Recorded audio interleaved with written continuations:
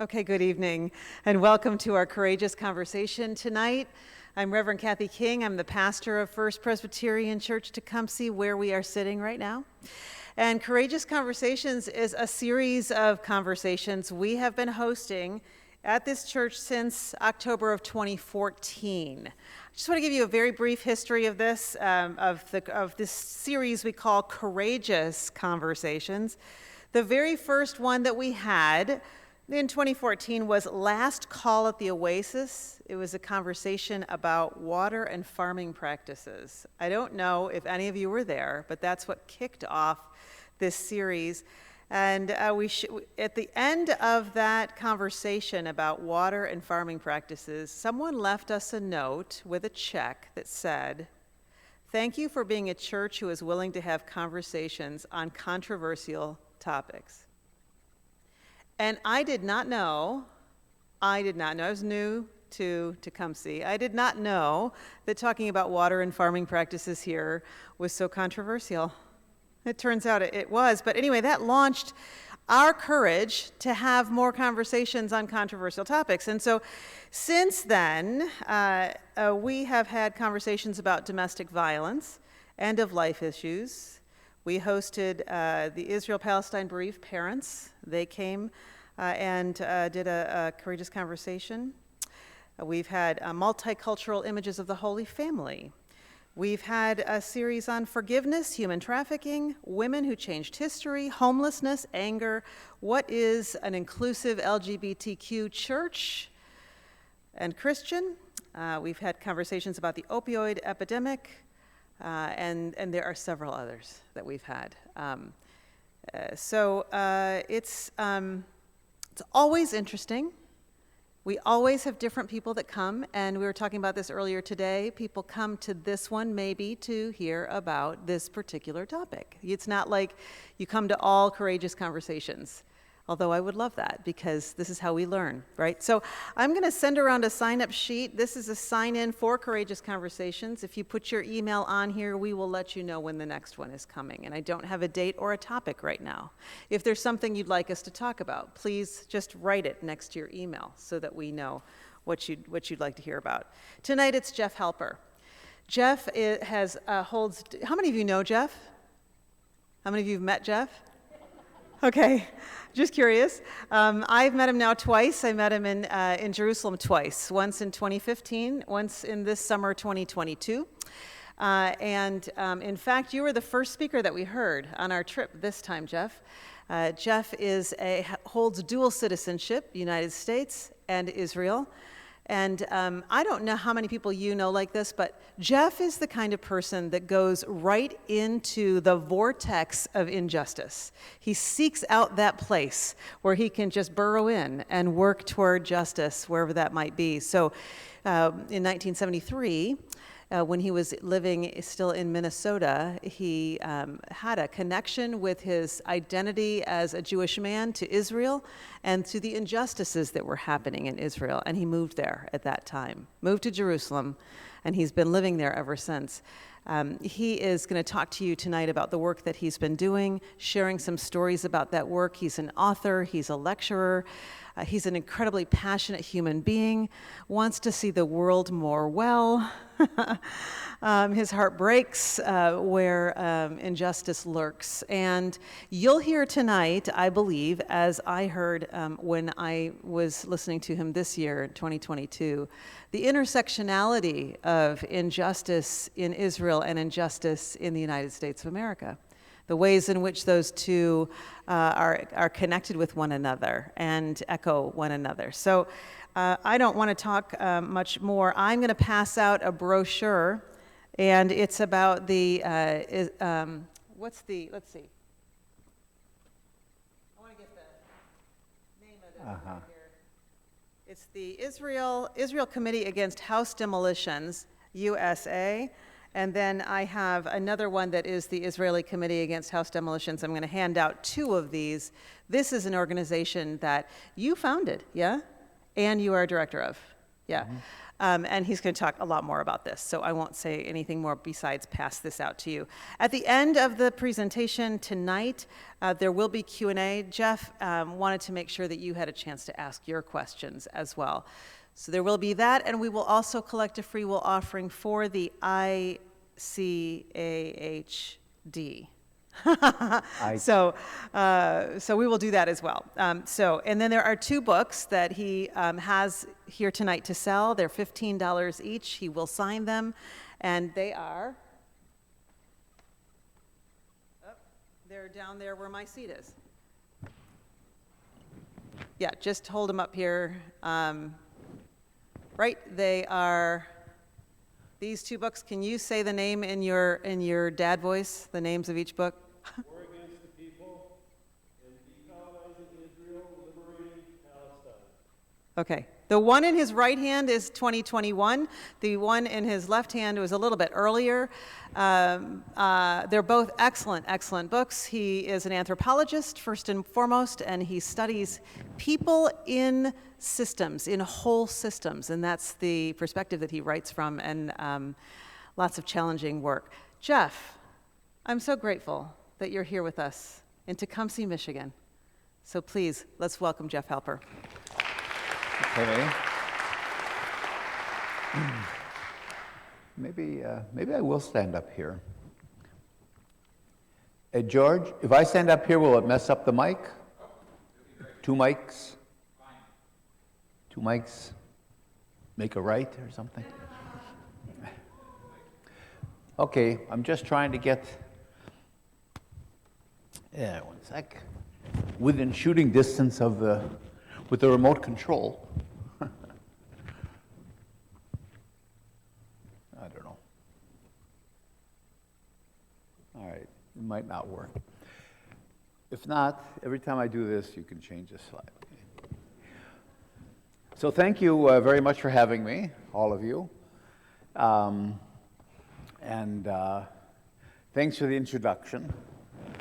You know, whenever I get introduced, I say, wow, that speaker sounds interesting. And then I say, oh, wait, it's me. So we'll see. At any rate, it's very good to be here in Tecumseh. Yeah, I want to talk today about really one of the major issues in the world, which is what we call the Arab-Israeli conflict, or the Israeli-Palestinian conflict. And we'll talk about that in a minute, whether this is really a conflict and why it matters. But it matters also, and I think I'm here tonight, because it isn't only a local issue. People say, well, why do I have to come out on a nice evening and sit and listen to this? How does it affect me? And this isn't only a local issue between Israelis and Palestinians, or a local Middle East issue. I think one thing we've learned, is certainly a word that our generation has had to internalize, and we use all the time, is global. There is no more local. You know, we have that famous expression from the 90s, think global, act local. But in fact, that division doesn't work. Everything global affects us locally, and things that we do locally also affect larger things. It all has that sort of effect. There is no more local, basically, in our world today. And certainly that's true in terms of conflicts like this.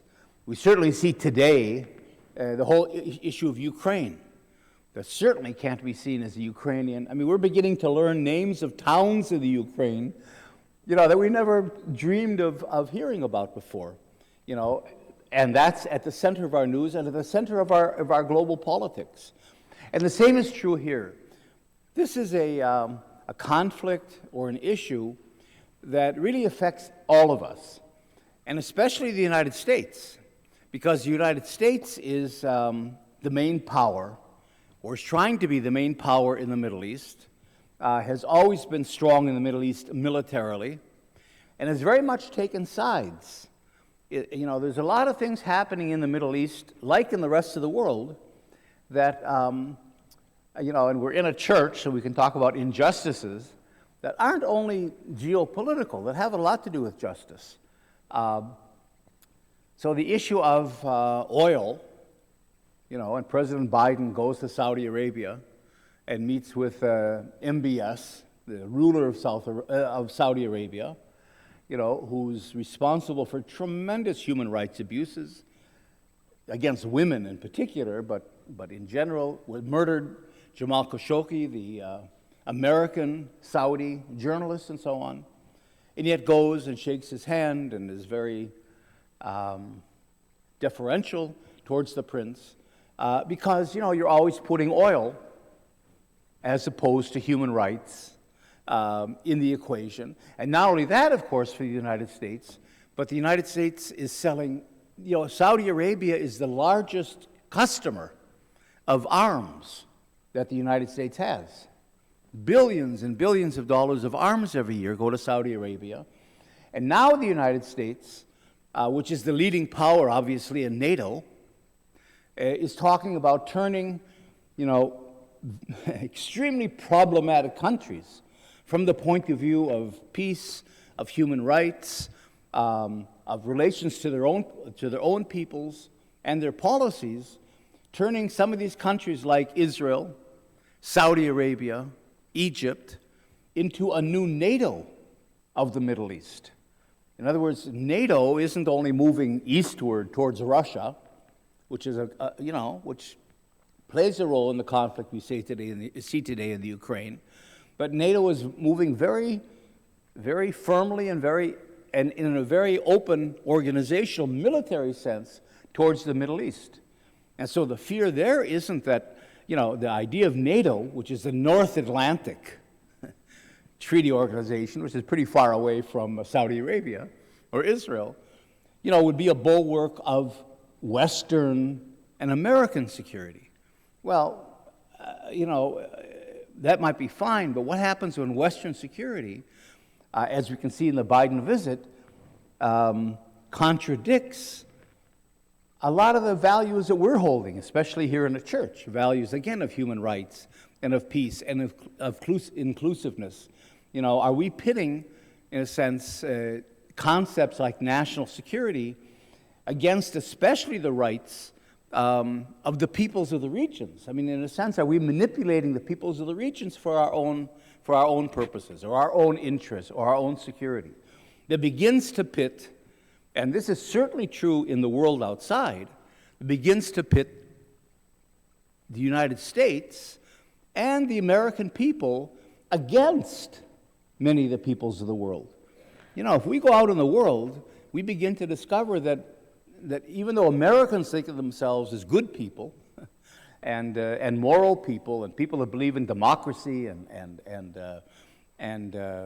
respect all peoples and all of that, are really seen in the world as the leaders of reactionary forces. Now, the United States is not seen as a progressive country in the world because its policies tend to reflect American interests and the interests of corporations, certainly, and the interests of arms sales, and even the promoting of conflicts, like in the Ukraine. I mean, many people see the Ukrainians basically as surrogates for the United States. I mean, in a sense, we're already in an American-Russian war. So in other words, as you go out, you begin to see that the United States is playing a role, a very active role, as the most powerful country in the world, in a way that I'm not sure Americans would approve of. But of course, foreign policy isn't of interest to most people, and you don't vote about foreign policy for the most, except every 4 years. Foreign policy is done, it really is in some ways the exclusive realm of the president. So that in a sense, this kind of a conflict is important by itself, as we'll talk about, but it's also important because I think it reflects and it asks questions about the role of the United States in the world. The United States is absolutely, and we saw that last month when Biden visited Israel, and 3 minutes he jumped into Palestine, and his body language showed that he was not happy. In terms of the United States really being the patron of the Israelis. And as we'll see tonight, you'll all see and you'll feel that there's a real problem with this. So it begins to be this in a sense begins to be a mirror in which we can begin to evaluate who we are and what is our role in the world, and should we come down always on the side of oil and arms against human rights. So this is in many ways not an Israeli-Palestinian conflict or an Israeli-Arab conflict. In many ways, this is an Israeli-American Arab-Palestinian conflict, because Israel is a small country. Israel is the size of New Jersey. As a small country, couldn't do what it does for 10 minutes without the endorsement and the active support of the United States. So in a sense, we're looking at, we have a joke even, we've always thought about Israel as de facto as the 51st state. But people say, well, why doesn't Israel want to be the 51st state? Because then it would only have 2 senators. And for example, over the last 15 years or so, as Israel has continually attacked Gaza, and there's been many wars, the last one being not this last May, but the May of 2021, in these kinds of mini wars that are going on, using F-35s and the most sophisticated American military equipment against the people of Gaza, which is a territory 35 miles long and a mile wide, with 2 million people in it, being bombed and raked with artillery and tanks and so on. In those kinds of invasions, where American weaponry is really at the front, that could at least be called controversial actions, like any war should be. Congress has repeatedly, and in every single incident has supported Israel. In 2021, as Israel attacked Gaza, 100 senators, every one of them, signed a petition or a resolution supporting Israel in the fight against Gaza, as if somehow the Gazans are capable of threatening Israel or are even culpable. So again, this could not go on without the active support of Congress and the President. Now, but what I want to do tonight is not only talk about the geopolitics of this, this is one of the major conflicts in the world. I'm putting conflicts in quotes for reasons I'll tell you in a minute. But of course, all these things have human consequences. I think that's one of the things I'm trying to say. That gets lost. We talk about conflicts and geopolitics and foreign policy in very kind of broad terms of interests and foreign interests and realpolitik and all of these. And we forget that these are really people involved. So what I want to do tonight is I am the head of an organization called the Israeli Committee Against House Demolitions. And we have a branch in the United States that brought me here called ICAD. ICAD is the Israeli Committee Against House Demolitions, USA. And in fact, the chair, Michael Spaeth, lives in Fort Wayne, just down the road. And ICAD and ICAD USA that I founded has been really at the forefront of the struggle for a just peace between Israelis and Palestinians, and in general in the Middle East. But we focus, as our name shows, on the issue of house demolitions. Because house demolitions is one of the most tragic and visible, certainly if you're there, and cruel aspects of Israeli policy towards Palestinians. So what I want to do tonight is kind of go back between the micro and the macro, is to talk about the geopolitics, talk about why does this conflict exist and what is it, and where we could be going, where are we headed in Israel-Palestine in terms of resolving it. But also I want to get into the human aspect of it. So what I want to do tonight is walk you through a demolition of a particular family and really show you how this is done. So when we go away tonight, I think we're much more aware and sensitive to the dynamics of a major global conflict, but at the same time, we really begin to appreciate the human lives that are involved. Now, let's see if this remote works. Not really. So I'll do my... This is too much to read. You can look at it, but there's somewhere we have to start with the whole issue of Zionism. Zionism, is the word that was given to the movement of Jews, a small little fraction of Jews, actually, in Europe at the end of the 19th century. In 1897 was the first Zionist Congress that was held in Zurich, Switzerland. And Zionism has been defined as a Jewish national liberation movement. Jews were facing terrible persecutions in Europe, especially Eastern Europe at that time. That was a time in which millions of Jews were in fact fleeing Russia and Eastern Europe and coming to the United States and Canada, but mainly to the United States. So most of the Jews, like me, that live in that are American Jews, come from that time, that massive immigration of about 6 million Jews from Eastern Europe and Russia to the United States. So in a way, there was a certain logic to Zionism. With all the persecution, it was sort of reasonable that one group of people, Jews, would get up and say, hey, we have actually a homeland. We have a territory, and that's the land of Israel. I mean, after all, we read the Bible all the time, and it says God gave us this land. Or if not that, at least that was the land of Israel that the Jewish people developed in and had their culture from. And even though, and this is a whole issue I won't get into, were we driven out by the Romans or did we leave?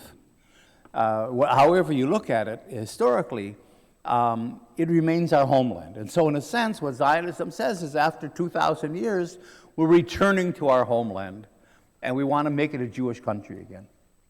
Well, on the surface, that makes some sense. And I think that's sort of the common sense way of looking at it that most people adopt. So the idea that somehow Jews come from the Ukraine or Russia or Poland or Hungary, European Jews were their whole lives in Europe, knew nothing about the Middle East, pick up one day in the late 19th, early 20th centuries and go to Palestine, actually go to the land of Israel to start a Jewish country again. That sounds like a good thing. And it kind of makes sense, and it's something that's always been supported.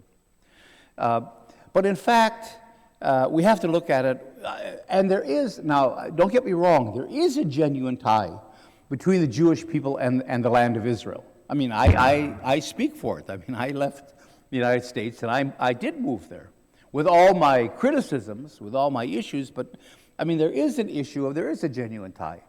The question is, where does that tie, what rights does that tie give you? Do you have, because you have a historical right to a country, does that really give you the right to ignore the local population and do whatever you want to? That's really one of the questions. So that with Zionism, we call it a conflict, the Israeli-Palestine conflict. Well, conflict means something. You see, it's like if you go to the hospital, you're coming in with some illness, it's really important that the doctor do a proper diagnosis because, he or she looks at your symptoms, of course, and on the basis of that decides on a treatment. Well, you've all know, the TV program House, where the whole program is based on the idea that conventional doctors coming out of medical school, professional people and very bright and so on, misdiagnose. Somebody comes in, he or she has symptoms that seem fairly routine and fairly known, and therefore they prescribe a treatment, and of course, the whole story of House is the treatments don't work, and the patient is declining or dying, and nobody can figure out why, because the treatment should be relating to those symptoms, and in comes House, who says, but But maybe you should look at this, what's happening to this patient, this way. In other words, House's job was to get them out of the paradigm, out of the box, and begin to look at this, to connect the dots of symptoms, not in the way the textbook taught them in medical school, but in a new way that all of a sudden people say, all right, of course, why didn't we think of that? That was the whole basis of House, and it was very clever and very interesting. But that's true in politics as well, because the names we give to things lock us into a certain paradigm. They lock us into a certain box, and therefore the way we diagnose what's going on and the way we adopt a policy towards it is on the basis of how we've defined the issue. So here we've defined the issue as a conflict. Well, what I'm suggesting is that rather than a conflict, this is really, and this is a term that's not used often, so this is an academic term I'm going to throw at you, but it's very important. It's a matter of settler colonialism. Now, settler colonialism isn't a term that's well known. Colonialism, we sort of know what that is. You know, when a country like England conquers India, and they're a colonial power. Portugal conquers Brazil. France conquers Algeria, or Indochina, or whatever. That's a normal colonial situation in which a colonial power comes in, takes over another country, and exploits it for its resources and its raw materials. Settler colonialism is something else. That's when a people come to a country with the intent of taking it over, with the intent of displacing the local population, and as settlers, replacing them. And we should be familiar with the term because the United States is a settler colonial country. We don't conceive of ourselves in that sense, but it is, where Europeans came in, especially from Britain and from Northern Europe, came in really with the idea from the Pilgrim Fathers on of saying, well, this country is barren. I mean, there's a few primitive people running around. But basically, God gave us this continent. And, the term we all learned in high school was manifest destiny. That this is our manifest, America is empty, it's rich, it's glorious. It's reflected in the Battle Hymn of the Republic and all our songs. God gave this land to thee, and so on. And therefore, we should take it. In other words, it's a God-blessed enterprise, we don't call it colonial, our settling of America, you see. Including, of course, that was even controversial in those days, the conquering of Texas and the whole Southwest from Mexico, things that were clearly imperialistic and clearly conquest and throwing another people or another country out of parts of the country that the Americans wanted, was not seen as controversial. It was seen as, yes, this is the process going on, and it's even a divinely blessed process. So the United States, towards the Native Americans, or towards its indigenous population, is a settler colonial country. And that's the way Israel began as well. The Zionists were not simply Jews that wanted to come home. The Zionists said, the land of Israel belongs to us. If you're religious, it's in the Bible. God gave it to us. And if you're not religious, because the Zionists were in fact not religious. They weren't religious Jews. They were socialists, Marxists. So they're really on the secular left. They came in and said, well, this is where the Jewish people developed, and therefore it was our homeland, and it will always be our homeland. And so the Arabs, as we called the indigenous people, just the Arabs, really have no rights at all. I mean, they're living in our country. We're coming back to reclaim it, and therefore they have to either submit or they have to leave. So this was an example of settler. Now, all settler colonial movements, as you pick up, make up a story, a narrative about why their targeted country belongs to them, why they, the settlers that are coming in, have a right to take it over. And it usually has to do with religion. I mean, religion is very convenient for that. God is a great real estate agent. And so, of course, the Americans said, well, God gave us manifest destiny. The South Africans, especially through the Dutch Reformed Church, said, well, God intended for South Africa to be for the white man. In Israel, with Zionism, we had a ready-made narrative. We didn't have to make anything up. We got the Bible. And it's right there. So that was easy to adopt. But not only religion. The French aren't into religion. So their story was civilization. We're civilizing the savages. We're civilizing the Africans. We're civilizing the Vietnamese, all the different peoples, in West Africa and so on. So every settler colonial movement makes up a story.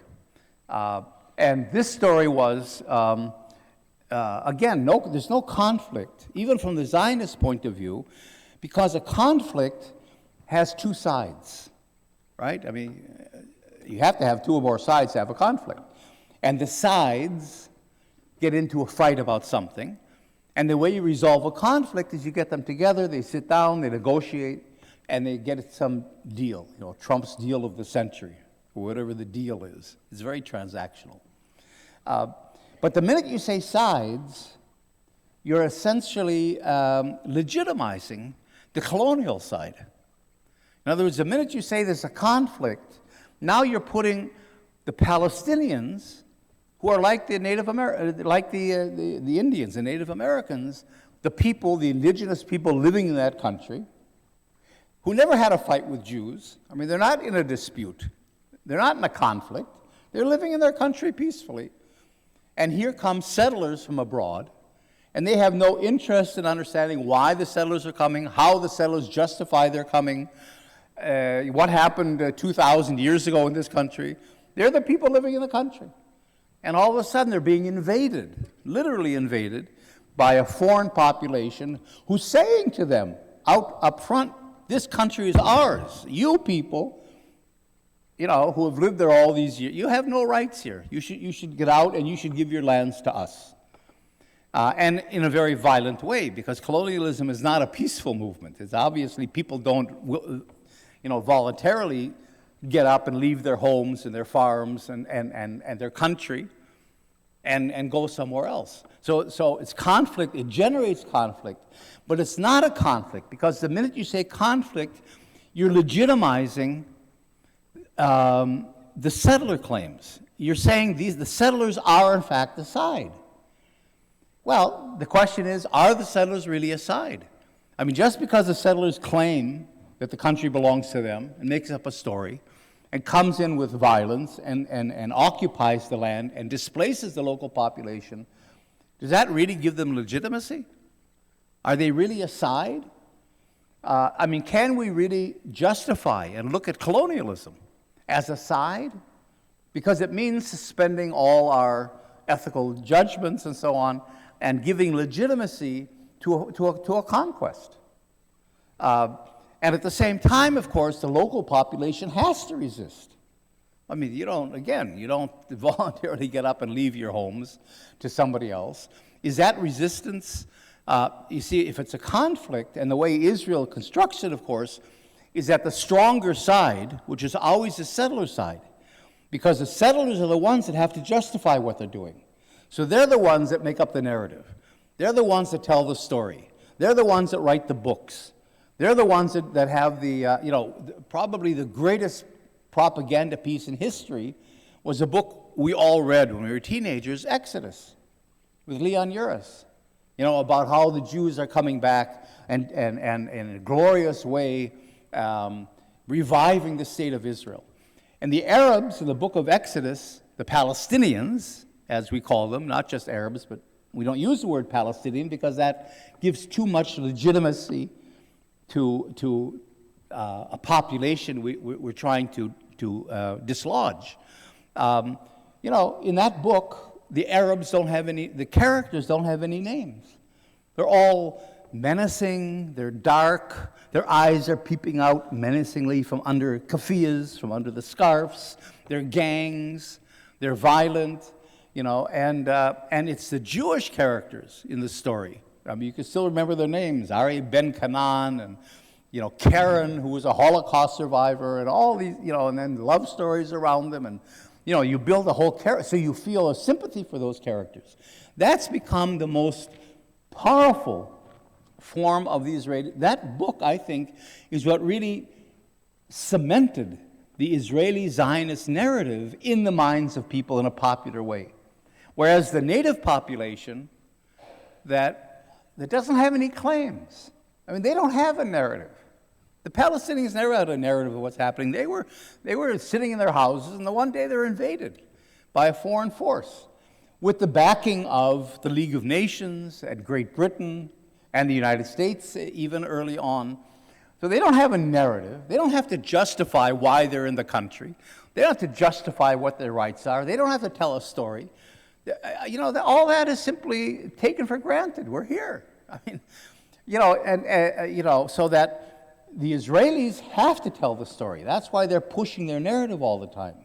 So an Israeli would go, if you go to Israel, they'll say, this is our kibbutz, and this was a desert, and we made it bloom, and look at these trees. This was desert. There was no water. We brought agriculture. We brought irrigation. And here, look at how wonderful these trees are now, these olive trees or orange trees or whatever they are. But if you go out on the same tour with a Palestinian, they don't have a story. There's no story. A Palestinian will say, you'll say, well, that's a nice tree. Palestinians say, yeah, my grandfather planted that tree. I mean, that's as far as the story goes. There's no ideology, there's no intent, there's no great purpose to it. It's just part of life. Yeah, my grandfather. So what? What's the story here? It's a tree. You see, so that the indigenous population doesn't have so they can't compete with the narrative of the colonizer. And as you can see from the book of Exodus, not the biblical book, but the popular book of Exodus, that's the narrative that people got. That's really the narrative that we've all accepted, that the media has accepted, that the government has accepted. And so the Arabs, in this case, and the Palestinians, are voiceless. Their narrative doesn't come through. And they're easily then portrayed because they're resisting. But who are they resisting? Holocaust survivors, Karen, Ari Ben Canaan, the good people trying to get their land back after being persecuted all these years. You see, so you construct the story in a way that the other side, who are the people defending themselves, come out as the terrorists. You turn the whole thing on its head. And the settlers who are invading the country with violence to take it over are the good guys. And the native population, the farmers, who are simply living their lives, are the bad guys because they're resisting, and we don't see it as resistance. And we don't talk about Palestinian resistance. We talk about Palestinian terrorism. And that's the only word you're going to hear from your government, is these are terrorist groups. You see? So that's where the whole thing becomes important. Let's go back to House. I mean, do we analyze this as our diagnosis of the disease, the fact that here are bad Arabs, terrorists, that are preventing Jews from all the persecutions that they're fleeing, from having a country of their own? Which is exactly the way not only Trump, but Biden, I mean, the Democrats are just as complicit as Republicans in this, would portray it. Or is this, in fact, a settled colonial situation in which, in fact, the innocent and really justifiable local indigenous population are fighting for only for their rights, for their lands, for their, because they're being thrown out of the country. And it would be very hard to come from a colonial perspective, settled colonial perspective, and come to the conclusion that the Palestinians are terrorists. I mean, it doesn't fit. But it's much easier to come from a perspective where it's a conflict, and the Jews are right, and the Israelis are right, and therefore you can demonize the other side. So how you portray this as a conflict or as a settled colonial enterprise really determines what conclusions you reach, what the solutions are, what the program is for the future. So it's a little academic, and maybe I went on a little bit too long with that, but it's really important because, it frames the way we see things. And of course, coming from Exodus, just to make it even more American, there was a movie, And who plays the Israeli? Paul Newman, you know. Well, you can't get much more American than that. And of course, the Arabs are, who knows who plays the Arabs? You know, probably cast, you know, B-movie actors or something else. You know, the music, we all know the music. This land is mine. God gave this land to me. So in the very song that Henry Mancini wrote, is the whole narrative of Zionism. You know, sung by Andy Williams. I mean, how more American can you get? So the story becomes our story. And that's where Israel has a tremendous advantage, because you don't have to explain the Israeli narrative or the Israeli case for most Americans. They've already imbibed it, you know, in Andy Williams' song. So that's really, you know, the situation that the Palestinians are facing, and that's why using a term, even though it's awkward and academic-y and so on, like settler colonialism, becomes really important, because that's what's defining the disease. And it's from that perspective that the solution or the treatment has to come. Okay, let's leave that. And just really quickly, because I want to actually go on to the demolition part, but still I want to we have to set the stage. You can see very much, I'm not going to get into this, the three stages in which Zionism did in fact conquer Palestine and take it over. And just really in a word, the first stage was between 1882, actually, when the proto-Zionist settlement of the country began, and 1947, when the UN voted the partition plan to divide the country. And during most of those years, the British got a mandate from the League of Nations, so that on the one hand, Zionism, I don't know if this is going to reach, Zionism, you see, invades the country in a very violent way, you know, and begins to displace the Arab population. But on the other hand, it gets the legitimacy that it needs. Zionism got the international legitimacy early on. You had the Balfour Declaration in 1917, so this is the middle of World War I already, where the British government says, yes, the Jews are right, this should be a Jewish country, we're going to do everything we can do as the greatest colonial power in the world. You know, the sun never set on the British Empire. We're going to do all we can do to advance the Zionist Jewish claim. And in the Balfour Declaration that says everything about how Jews have a right to the country, the Palestinians aren't even mentioned. Arabs aren't even mentioned. I mean, they were 90% of the population of this country. 90% at that time. They were called in the Balfour Declaration the existing non-Jewish communities. I mean, talk about a term that erases you completely, you see. And then the Balfour Declaration, that was in fact dictated to the British by the Zionist leadership, the British government at that time of Lloyd George was very anti-Semitic. Lloyd George was a terrible anti-Semite. But what's interesting is, you know, the Zionists were able to exploit that, because part of his anti-Semitism was that he believed the Jews controlled the world. You know, the elders of Zion and, you know, the Jews in the banks. And now we're in World War I. We certainly don't want to alienate the Jews. You know, all their money will go to the Germans. You know, and so they supported the Zionist cause because they feared that the Jews that run the world would turn against Britain and the West if they didn't. So, I mean, it was anti-Semitism that actually worked in the interests of the Jews at that time. And so the Balfour Declaration was then taken into the League of Nations mandate of 1922, in which the League of Nations gave a mandate to Britain to run the country. So Britain becomes now, from 1922 until 1947, becomes the ruler of the country. I mean, who gave the League of Nations the right to take a country, Palestine, that belongs to Palestinians, you would assume, and give it to the Jews? Or say, now we're ruling it. This is all a part of colonialism. Settler colonialism and big British colonialism, because the British still had their empire, and they wanted to connect Egypt, that they ran, with India. And Palestine was a very important place kind of in the middle. So this gets into the bigger world colonial story as well. And finally, where that leads to is 1947, after World War II, the British Empire is falling apart, and the British leave. So the UN, now we have a new UN, United Nations is formed. It's a club of a few European countries. I mean, the League of Nations, you know, the United States never joined. Even though it was the initiative of Wilson, the United States, the Congress wouldn't agree. And then you get the United Nations that's founded, and one of the first things they do is the UN decides to partition Palestine between Jews and Arabs. By what right?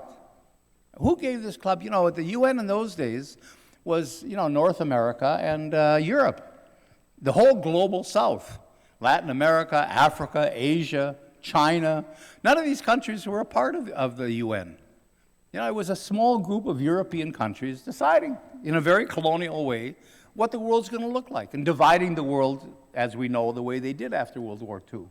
So you get the partition plan that basically gave, you talk about legitimizing the settlers, it gave 56% of the land of Palestine to the Jews for a Jewish state. 56%, more than half the land of the country was given to the Jews, even though they were new immigrants to the country. They'd been there maybe 20 years. And even though they were only at that time a third of the population. And the indigenous population of Palestinians who had lived there all these years, who were 2/3 of the population, only got 42% of the land. With Jerusalem and Bethlehem kind of being set aside as an independent little place. So that was the first stage. Now, after just half a century, Zionism was legitimized, and Zionism was given by the world, by the United Nations. 56% of Palestine was given to the Jews. Okay.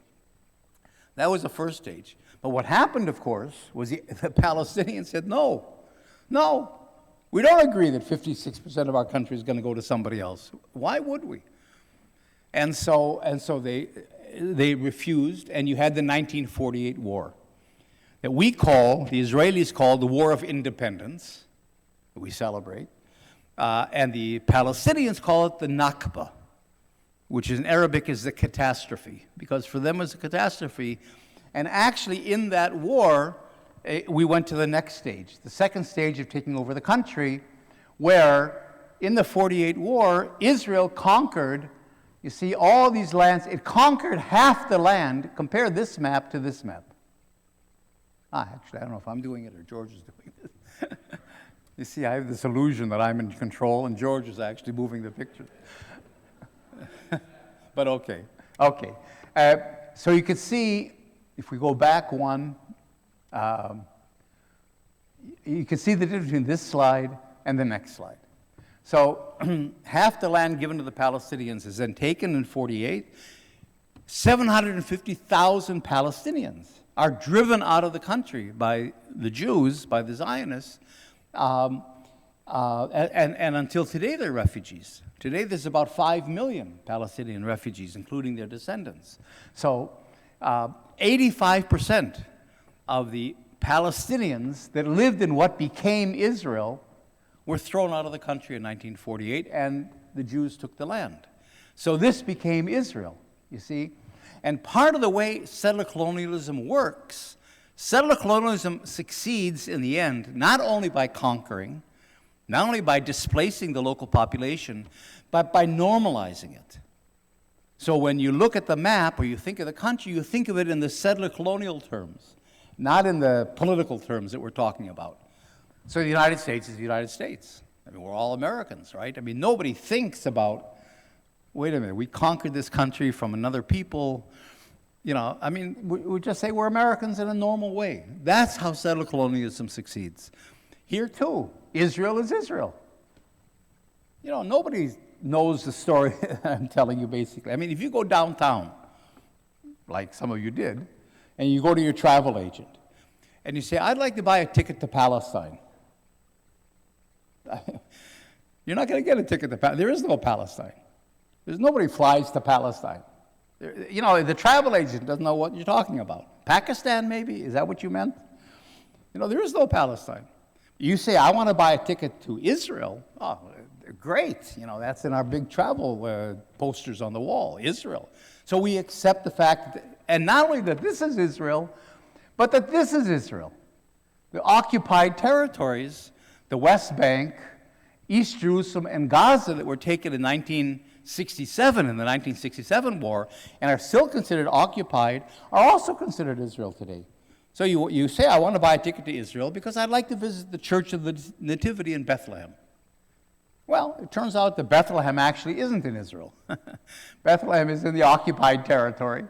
It's supposed to be in the area where there would be a Palestinian state of some kind. But who cares? You know, basically it says you can't buy a ticket to Bethlehem, Palestine. You can't send a postcard to a friend in Bethlehem that's addressed Bethlehem, Palestine. There is no Palestine. The Postal Authority doesn't recognize a country like that. So that's how settler colonialism succeeds. And here, the normalization then, after the war, not of 56%, but now we're talking about 78% of Palestine, becomes Jewish Israel. And then the third stage is what's happened since 1967. Now we have the West Bank and East Jerusalem as and Gaza as occupied territories, but Israel says, no, they're not occupied, they're ours.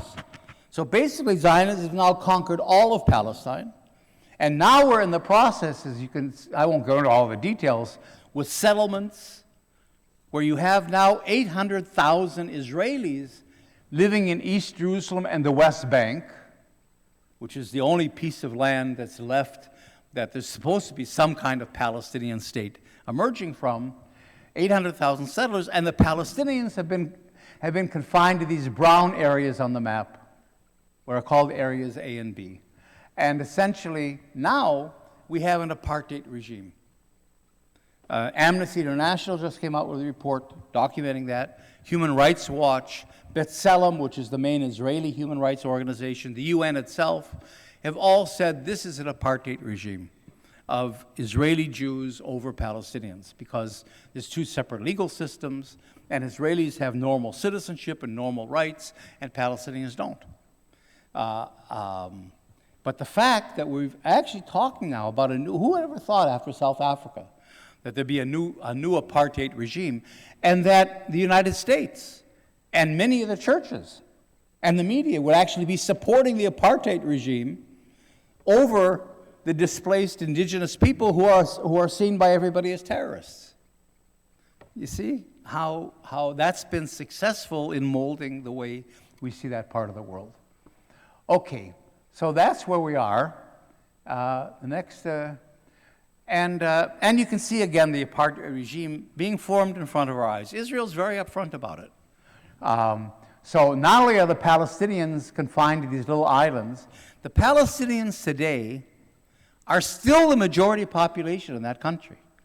Between the Mediterranean and the Jordan River, there's about a 52% majority of Palestinians, even before the refugees come back. But they're confined by law, by military regulations. Gaza is over here. That majority is confined to 15% of the land. So 85% of the land of the country now belongs to the Israelis, and only 15% are these little islands, like Bantustans were in South Africa, in which Palestinians are confined. They're not allowed to live on the land, on 85% of the land of their own country, because that now belongs to Israel. So, and just to make it, in case you still didn't get the point, that this is ours, and doesn't belong to you, Israel built a wall. This is what we call the apartheid wall. Israel calls the separation barrier. That's the formal name for it because it separates Israelis from Palestinians. That's what apartheid means in Afrikaans. It means separation, apart. So that we're actually using the language of apartheid. We're simply saying it in Hebrew. Apartheid, separation is hafrada in Hebrew rather than saying it in Afrikaans. So you can see the wall. Just go back one sec, George. You can see the wall that winds its way. This is, in a way, the green line that after 1948 separated Israel from the West Bank. That's been eliminated. And you can see the wall basically makes an island out of the Palestinian areas here, one island, a second island here in the center. Jericho is kind of hanging out here, and then another island in the south, all surrounded by the wall and controlled by Israel and the settlements. So you can see the apartheid system emerging in front of your eyes. I mean, I didn't make up this map. It's not my opinion. This is the map. Okay. And this is the wall, by the way. The wall, I mean, it is a wall. It's twice as high as the Berlin Wall was, and it's 5 times longer. It's about 400 miles long in this little tiny country the size of New Jersey. You see, and look at the woman here. You can get a sense of what the wall means. Okay, and so that's where we are today, in my view. I mean, obviously this is simplicity over a few minutes, but in which we're living in an apartheid country in which the settlers have succeeded in taking over the country. They've succeeded in displacing the local population. They've succeeded in confining those that remain to little islands on 15% of the country, and okay, that's the situation we have to deal with. All right, let's leave the big politics for a minute, and let's go back. Let's go and see, though, because this is all interesting, but what about the human part of it? Where are the people in all of this? And that's why I want to begin to walk you through the house demolition issue. We took the issue of house demolitions as our focal point because it really epitomizes the human. I mean, first of all, it epitomizes Israeli policy, but it epitomizes the human factor in all of this as well. And you can see here, this is a map of house demolitions only over the last 20 years. Israel has demolished in the West Bank, East Jerusalem, and Gaza, but also inside Israel. I want to emphasize this. It's not that 20% of the Israeli population is Arab, is Palestinian. But they also don't have equal rights. I mean, they have the right to vote, but they don't have the right to live. They can't live on 94% of the country because that's reserved for Jews. It's we call it, all the time, we call Israel a Jewish democracy. See, now Israel says to you, we're the only democracy in the Middle East. Israel says we're a democracy, and of course that resonates with Americans. Inside Israel, we call it a Jewish democracy. And now, the minute you begin to qualify the word democracy, something's going on. Either you're a democracy or you're something else. So I'll just give you just a little example from right now, from today. We're having an election in Israel on November 1st. So in our democracy, in order to run for a party, to run for office, it has to sign a pledge that it supports Israel as a Jewish country. So in other words, if Palestinians want to set up a political party of their own and run the Palestinian citizens of Israel and running the elections, the Palestinians who are colonized have to say, yes, we support that our country is in fact a Jewish country, or else they can't participate. And in fact, one party called Balad, the Balad party says, no, Israel should be, now let's see if any of you have a problem with this, Israel should be a country of all its citizens. There can be an Israel, and we all live here, but we're all citizens, and there shouldn't be a differentiation between Jewish citizens. We don't accept the idea of a Jewish democracy. We want a democracy. Equal rights for all the citizens. As a Palestinian citizen of Israel, I want to be able to live on all the land of my country. and this is my country too, and it's not just a Jewish country. Well, the Balad party was disqualified from running Because, on what basis? Because it wants Israel to be a democratic country. It wants a country of equal rights for all its citizens. As a reason for disqualifying it, because it doesn't support the idea of a Jewish country. So we see all that, and one of the ways in which the Jewishness of the country is being enforced is through house demolitions. And this is just the West Bank over the last 20 years, and all the red dots, and there's different kinds of demolitions, but the red dots in particular are demolitions that I'll talk about tonight of normal people, Palestinians. Israel's demolished since 1967 60,000 Palestinian homes, businesses, mosques, churches, because Palestinians have a significant Christian population. Schools, 2 schools were demolished yesterday in the West Bank. And you can see the pattern, because you can see, I won't go back, but you can see, remember the wall and the Palestinian areas? You can see that they're left here, because those are the Bantustans in the apartheid state. And you can see the areas that Israel wants, where its settlements are, in the West Bank, that's where demolitions happen. So there's a clear connection between demolitions and Israel's intent of carving out an exclusively Jewish area and leaving the Palestinians in other certain areas. All right, let's see how this actually works on people.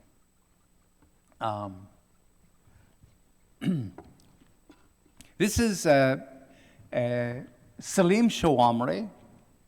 This is Salim. And his wife, Arabia, and they have 7 children. They're not all some of them were born after this picture was taken, about 20 years ago. So Salim and his family are Palestinians that live in the West Bank town of Anata. Anata, I can test your church knowledge, your biblical knowledge, but I won't do it. Anata is Anatot in the Bible. Anatot is the home, is the what's it called? The village of the prophet Jeremiah. Jeremiah comes from Anatot, from Anata, it's called today. So I'm not sure how Jeremiah would view what's happening in his hometown these days. But this is Anata, which is actually part of Anata is in Jerusalem, under Israeli control, and part of Anata is the West Bank. Salim's part is in the West Bank, and this is land that he inherited from his parents. So a little bit of land in the West Bank, and Salim wants to build a house for him and his family. Now, for a Palestinian to be able to build a home, and this is true inside Israel, not only in the occupied territory, you need permission from the Israeli authorities. Well, the Israeli authorities don't want Arabs to build homes. On the contrary, the point is that they get out, or they go into these little islands that we've reserved for them. Not that they build houses on land that we want, right? So they're refused. In the West Bank, where there's 2.5 million people, 18 building permits were approved last year for Palestinians, for a population of 2.5 million. 99% of the applications that Palestinians give to the Israeli authorities are denied. So obviously this is a Kafkaesque kind of a system. And the West Bank is run by what we call the civil administration. Again, terminology. We're trying to hide the military aspect. So it's run by the army. The civil administration is part of the Ministry of Defense. It's run by a colonel. It's a military operation. But we call it a civil administration to downplay the military, as if it's a normal civil administration like you'd have in the town of Tecumseh. You see, a normal thing, and Palestinians apply for permits, and we evaluate the permits and decide whether they should build or not on purely technical planning basis, which hides the politics behind it. Salim applied 3 times for a permit. Now, 70% of the Palestinians live below the poverty line. I mean, they make, at best, a couple $1,000s a month. Mainly, they're casual laborers that either work in Israel or try to find a living somehow. There is no economy, basically, in the West Bank. The West Bank is supported by international humanitarian agencies. That's its economy, basically. So Salim applied 3 times and was refused each time. Each time he refused cost him $20,000. That's how much it costs to apply for a building permit. Because not only do you apply and have the fees, but you have to pay for an architect, to survey the land. You've got to pay for the survey. You've got to pay for infrastructure. When Israel builds a settlement, Israel says, we're going to build a settlement here. The Israeli government provides the infrastructure. We put in the sewage pipes, we put in the electrical lines, we put in the telephone, we put in the infrastructure, and then a building contractor actually builds a building and sells the apartments. Well, not for Arabs. They have to put in their own infrastructure. So if Salim happens to live a half a mile away from the main sewage lines, he has to pay foot by foot how much it costs to connect up to the sewage. He has to pay for his electrical lines. He has to pay for his, all that infrastructure. If there's a road, he's got to pay for building a road to his house. So none of this the government's going to do, obviously. So it all adds up to about $20,000. 3 times for a guy with 7 kids who makes a couple thousand, and he borrows money from his parents and friends, and somehow, I don't know how, after all these years, some of them managed to do that. Now, Salim wanted to do that because he didn't want to experience, as we'll see in a minute, the demolition of his home. Because if he builds without a permit, it's a catch-22. You can't win. If you play the system like he wanted to do, if you say, okay, I want to go by the rules of the game, right? I don't want problems. I'm not political. All I want is a home for my family on land that I own. I'm not stealing land from anybody. I'm not, this is land that my father gave me. There's a deed for it. Nobody is saying it's not his land. I want to build a small home for my family on that land. So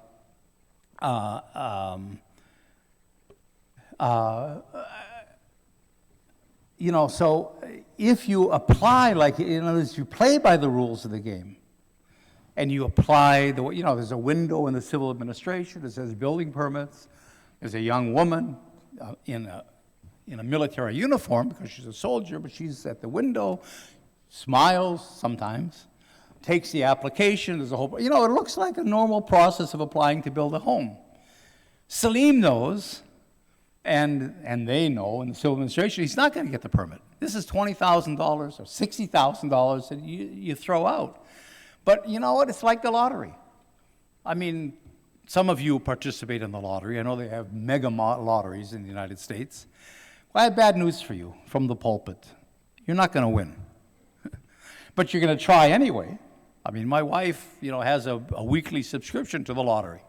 You're not going to win. But, that infinitesimal chance of getting, $1 billion, makes us pay into it. It's the same thing here. All right, 18 permits were given. I'm a good guy. I've never been involved with politics. Some of my friends are Israelis. Maybe I know somebody in the municipality or in the civil administration. Or maybe, I don't know, for whatever reason, the reasons we use to justify why we buy a lottery ticket is the same thing. Maybe I'll get the permit. And that's what keeps, in other words, if Israel denied 100% of the permits, it wouldn't work. Because then nobody would, if nobody won the lottery, nobody would buy a lottery ticket. But if you let 1 or 2 people win it, and one person wins big, then that's what sucks us all into the system. And that's what happens to Palestinians. But he was denied each time. Now what do? You try to play by the rules, and it's not going to work for you. So in the end, like thousands of other Palestinians, he was forced to build a house. I mean, you have to have a house for your family. Forced to build a small home, illegally, so-called, because he didn't have a building permit. So if you try to play by the rules, you lose.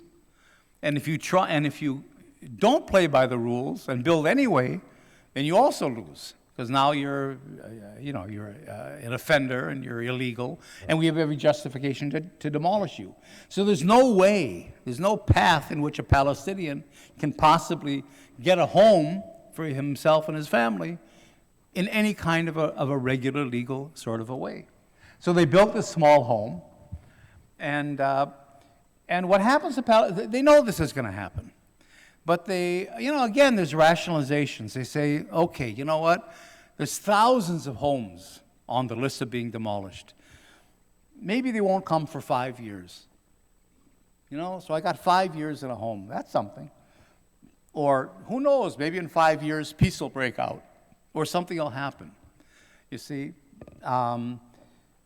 maybe they'll pass over me because there's so many thousands of other homes. Maybe I'll you see, and so you end up building a home. And in fact, Salim and his family were in their home for 5 years with a demolition order.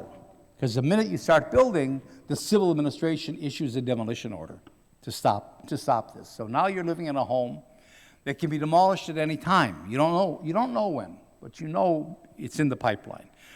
And I've talked to many Palestinian women, who say to me, our house has a demolition order. The first thing I do every morning when I wake up is look out the window to see if there's army, if there's the police, if there's bulldozers, Caterpillar bulldozers, another American piece to this, Caterpillar bulldozers. And if the coast is clear, I get dressed and I wake up the kids and I start making breakfast. How's that for a way to begin your day? And that's the situation people are in constantly. So, the day comes. Actually, about 5 years later, the officials from the civil administration show up at Salim and Arabia's doorstep. Now, I don't know what civil officials look like in Tecumseh, but this is what they look like if you're a Palestinian.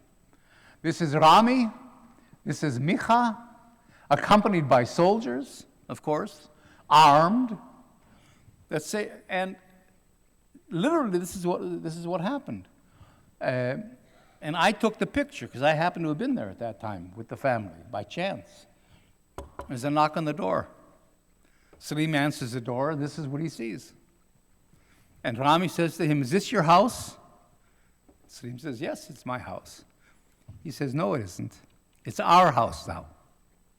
You have 15 minutes to get all your belongings out. We're going to demolish it." In the middle of a normal day. Now, what would you do if that happened to you? First of all, your home is your most intimate personal space. I mean, you would probably take 14 of the 15 minutes just arguing. I mean, who gets up and says, "Dear, would you please help me move the dining room table? They're going to demolish." You resist somehow. You argue. And then, if you're forced to do it, you think, what would you take out of your house first? Would you take out your family albums? Would you take out this was facing the people of Florida last week with the hurricane. What do you take? And they kept saying, take your insurance forms first, and then think about it. What do I take first? Do I take the kids' school books? Do I take my, a bed? Do I take something? Think of what you have. Everything in your house is valuable to you. But pictures of my father and my mother. I mean, so that's the dilemma you're in. And in fact, the 15 minutes are up, and Salim was beaten by the soldiers because he refused to simply give in and leave. He was beaten and thrown by the side. Now, the way Israel would present this, you see, and it fits right into the narrative, that's why the narrative is so important, is that this is for security. If you ask anybody in town, why does Israel demolish Palestinian homes? There's only one answer that people kind of commonsensely would come to. Well, they must be terrorists. Israel's defending itself from terrorism. Well, this has nothing to do. These demolitions have nothing, 99% of the demolitions have nothing whatsoever to do with security. Salim was never accused of anything. He never did anything. If he was a terrorist, he wouldn't be lying on the ground. He'd be in jail. They would have arrested him. The very fact that he's beaten and thrown out shows that there's no security. This is completely and absolutely a political move to get another Palestinian out of his house and off the land. So what Arabia did, and this is frightening. I mean, one day, all of a sudden, Israeli soldiers come, with the weapons and all the noise and the jeeps and the bulldozers and shooting. I mean, this is very violent, actually. So what do you do, So Arabia, with her kids, managed to slam the door of her house shut with them inside and lock the door. She didn't know what else to do. So the soldiers broke the windows of the house and threw in tear gas canisters. Now, I don't know if you've ever had a whiff of tear gas outside. The tear gas is made by the Federal Laboratory in Philadelphia, Pennsylvania. Here's another American piece to this whole story. And it says, I have some of the canisters at home. It says very clearly, for outdoor use only. You don't throw tear gas. It's powerful outside. Imagine inside your home with your kids. And then the soldiers broke in the door, the kids running, screaming in every direction. Now, this is a trauma that these kids will never recover from. This isn't like, okay, your house is demolished, too bad, and the next day you get on with your life. I mean, this is a trauma that's going to be with these kids forever. And Arabia was taken out unconscious, and in the end, she ended up in a hospital in Jordan, and she's never recovered. She's today psychologically very frail. She's never really recovered from this. Now, what we do as Israeli peace activists, the Israeli Committee Against House Demolitions, is if we can get there in time. Usually we can't because it's far from Jerusalem, we don't hear in time, but Palestinians do call us. And again, Anata was very close to Jerusalem, so we mobilize our activists. We try to contact journalists, because the more we can make this visible, you see, the armies come to demolish not one house, 5, maybe 10 houses, right? So if we can make enough of a commotion at the beginning, we can't save this. We can't save Salim's house, but maybe we can save the next 3, 4, 5 houses, because it's too visible now. Journalists are coming, people are coming, and the army will begin to retreat. And so we chain ourselves to the houses. We get in front of bulldozers. I used to say that's why I'm built this way. But over the last year, I've lost 45 pounds, so I'm not as menacing to a bulldozer as I used to be. But we do everything we can to resist. Now, we have a privilege as Israeli Jews. The army's not going to shoot us. It's not going to arrest us. It's not going to beat us up, because we're Jews. They don't do that. So they'll throw us aside. They'll put me in a paddy wagon for an hour, and then they let me go. So we can do this, really knowing that they're not going we're not going to pay any big price. If Salim would do the same thing, they'd shoot him on the spot, period. So we resist. Next. And the family's out of the house, and we're out of the house, and the civil administration sends in workers to remove all the furniture. And they'll say to them, you got 10 minutes, just throw everything out. So you can imagine, your kitchen. I mean, your cabinets are screwed to the wall. Well, they're not going to come in and unscrew carefully all your cabinets. They're not going to unplug the TV set. Everything is ripped out. You can see everything is ripped out, thrown outside. This happens to be in the summer. In the winter, when it's raining, I mean, everything's ruined anyway. But, everything is just thrown out, including your papers.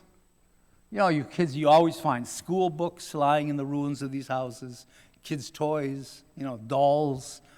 Think again of what we have in our home. And, again, the kitchen is all ripped out, everything, and just thrown out. And then the bulldozer comes to demolish the home, okay? Here's Micha. And he's carefully documenting this all with a camera, because if Salim decides to go to court, they want to show that everything was done legally, right? And the bulldozer begins to demolish the home. Now, here there's a tragedy inside a tragedy. The driver of the bulldozer is a Palestinian. And he's a guy that knows Salim, you see. But, he works for the company that the army subcontracts to demolish houses. One day he's sent by his boss to build a road. The next day his boss says, you're going to go demolish a house. And he's a guy that needs a job. He can't say, no, I'm not going to, he'll lose his job. So, here's one Palestinian that's, in a sense, being forced to demolish the home of other Palestinians. So you imagine what's going through his mind. And here's Salim, again, outside, watching his home be demolished. This was the moment, and I was there. I took all these pictures. This was the moment when the bulldozer came through his kid's bedroom, but from the inside, and just smashed all the walls and everything. And there's a shovel to the bulldozer, so all the kids' beds and their toys and everything else just shoved out of the house as the whole house began to collapse. Here's Salim. And the house is gone. It's demolished. This is his neighbor, a fellow named Dundice, whose own home here was demolished about 6 months later, looking at the ruins.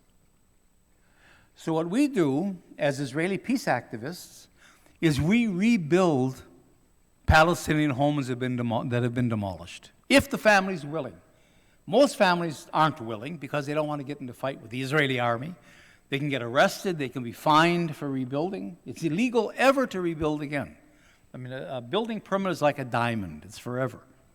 But if a family like Salim and Arabia say, yes, you know what, we do want to resist, we don't accept this, and we're willing to work with you because we do this all in the light of day. We don't build like thieves in the night. We're resisting. These are acts of joint resistance. We've built, ICAD, my organization, about 200 homes, right, over the last 20. This year, and this tour actually sort of marks the 25th anniversary, I don't know what you'd call it, the 25th year in which our organization exists. We've rebuilt almost 200 homes. Well, you say 200 out of 60,000? I mean, what is that? If this is humanitarian, good Israelis building for poor Palestinian victims, it would be a meaningless number, 200. And the Palestinians would not work with us because they're not going to be cast as simply victims. And good Israelis coming in, and that's not the framing they agree to. If you look at this as joint acts of resistance to occupation and colonialism and so on, by Palestinians and Israelis together, then 200 joint acts of resistance, that means something. That's a significant form of joint resistance, and we're all on the same page, us, the Israelis, and the Palestinians, like Salim and Arabia, in that this is political. And we're trying to highlight the fact this is not a planning issue, it's not a terrorism issue, this is political. So we go out, and we in the summer we have work camps, and many people come. I mean, we have many people from this part of the world come to our work camps. CPT, which is a Christian Peacemakers team, that's based largely in the Indiana area, the Church of the Brethren and Mennonites and Quakers and so on, and other churches work with us all the time. And people come, and we raise money from people like you. I'm not here on a fundraising mission, but we go out and we raise money, and that's where we have the money to rebuild. And so we rebuild. We go out, and within 2 weeks we can rebuild a home. See, we work with Palestinians. This is a fellow named Isa, who's the head of the Palestinian Land Defense Committee. You see, and here's our sign in Hebrew, and just look for a minute at the background. You know what the reason is for denying Salim and Arabia a building permit? This is agricultural land. The whole West Bank, which many of you know as the Judean desert, almost all the West Bank has been zoned as agricultural land. I mean, it's not, obviously, as you can see, but it doesn't matter. I mean, it works technically. So if you go to the Israeli ambassador in Washington and you say to him or her, why are you demolishing Palestinian homes? They'll say, well, we're doing it because these homes were built illegally on agricultural land. They weren't zoned. You see, and it doesn't matter if it's really agricultural land, you know. So, the Israeli will say, well, you in Michigan, you have your zoning. We might not agree with it, but that's your decision. So you might not agree with our zoning, but that's the legal framework, and that's how we work. So you leave, what answer do you have to that? The politics is hidden way down deep in the layers. Okay. Now, rebuilding a house, spending a few weeks building a house, really is a peace-building kind of an action as well. So, we're there, we sleep there at the building site, and the families prepare food for us every day, obviously. This is maklube. Maklube, which is a kind of a rice lentil dish with eggplants and cheese and so on, and chicken in it, or lamb. That's the Palestinian national dish. Here's Salim, smiling, which is something, with Israeli international volunteers at the house rebuilding. Here is Arabia, again smiling. For a woman like Arabia that went through what she just went through, to be smiling and working between two Israeli women, rebuilding her home, that's really something. So it's also a way of supporting these families, letting them know that they're not alone, that all Israelis aren't soldiers, that what was done to them is unjust. Don't believe the story that you're criminals, that you did something wrong to get your house demolished. So it's very important from that point of view. And here we're building, and here you get a better view of the agricultural land. And we began to put the house up. It's hard to see, there's scaffolding here. We just, the night before, poured the concrete for the roof, okay? But we had a feeling that they're going to come back, the civil administration. So in fact, I spent the night, me and his other, you see, this is a CPT person, you can tell by the red cap, the Christian peacemaker team that was with us. So we slept over that night, and sure enough, at about 5 in the morning, Rami, Micha, the civil administration, the soldiers, the bulldozers all returned. See, here's the soldier who just removed this CPT volunteer from the house. And here's Micha. These are the trucks of the civil administration. They're white Jeeps. And in psychological terms, Palestinian kids, like in kindergarten, draw these Jeeps are the monsters in their minds. When they're thinking about bad, their lives and so on, the Jeeps appear in all. That's the way they see these kind of monsters coming in and destroying their homes, and the soldiers and the bulldozer. And the house, again, is demolished now for the second time, right? Even before, obviously, people could move in.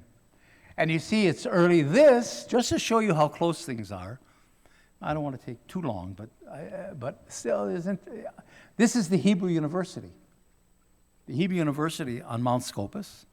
You can see the lights are still on. It's still early in the morning.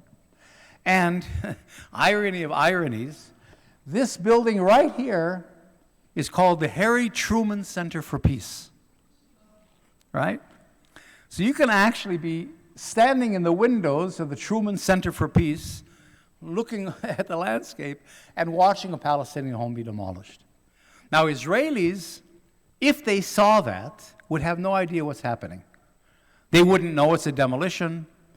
They don't know, the people here do not know that this village is called Anata. They know nothing. It's like background. It's like wallpaper. You see, so they could be looking out. They could see bulldozers, and maybe they're building a road or something. The Israelis seeing it have no idea of understanding what in the hell is going on. And this was the home left after the second demolition. Okay. And here's Salim. This is the blankets that we slept on in a neighboring house.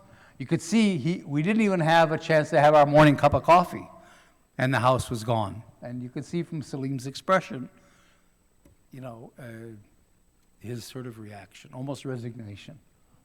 So we go out and build it again. Our principle is we'll keep rebuilding as acts of resistance until the Palestinian family tells us it's enough. And they wanted to continue. So we went out, and now months pass from one rebuilding to another. We have to raise the money. We have to be sure that the family really wants to do this. The family's traumatized. So, we have to, I'm from Minnesota originally, which is next door. I don't know how it is in Michigan, but we have kind of a rule in Minnesota that you have to say no 3 times. You know that rule? Would you like a cup of coffee? And it's not polite to say yes. No, it's fine. I just had a cup. No, really, the water's on. No, it's okay. I'm really not. No, really. And on the 3rd time, you can say yes. That's the way we are in Minnesota, at least. That's what we apply. I call that the Minnesota rule that we apply to Palestinians. They're traumatized. They really don't know what's coming next. They have all kinds of considerations that we're not privy to about what's happening in the family, what's happening in the community. Some of the community doesn't want us to come in to build. Many of the community people say, if these Israelis come in to build, that's going to put all our houses in danger. The Israelis are going to demolish all our houses as retribution. So all kinds of things. So we let the Palestinians say yes or no 3 times before we actually come in. Are you sure? And we lay it all out, it could be demolished again and everything else. And then we let a few months go by and we come back to the family. And so after 3 times, if they still say yes, then we feel that and the community agrees. We have to have a letter from the municipality saying that we invite the Israeli Committee Against House Demolitions into our community to build. We're really very careful that we're not imposing ourselves because we're not paying any price as Israeli Jews. They're paying the price, and we have to be sure we're not endangering them. And here is the 3rd house that we built. And in fact, we completed it. Here's the water tank, because Palestinians aren't connected to the water supply. So they have to collect rainwater in the winter for use during the summer. And this is the little house. And they came back a 3rd time to demolish. The family had just moved in. They let the family move in. They let us finish the house. They let the family move in. And then here's Micha again at the door of the house. Here again, foreign workers are sent in to remove the furniture. You see, the furniture, they didn't have that much furniture yet in the house. They were just moving in. But whatever was there was thrown out. And the whole thing repeats itself. The bulldozer comes back. This time it's a Caterpillar. It's not a bulldozer. It's a jackhammer kind of a thing. And the house is demolished for the 3rd time. Okay. And here's Salim after the 3rd demolition of his home. Demolition is very different for men, women, and children. For men, it's extremely humiliating. I mean, a man can't provide a home for his family. A man can't defend his family.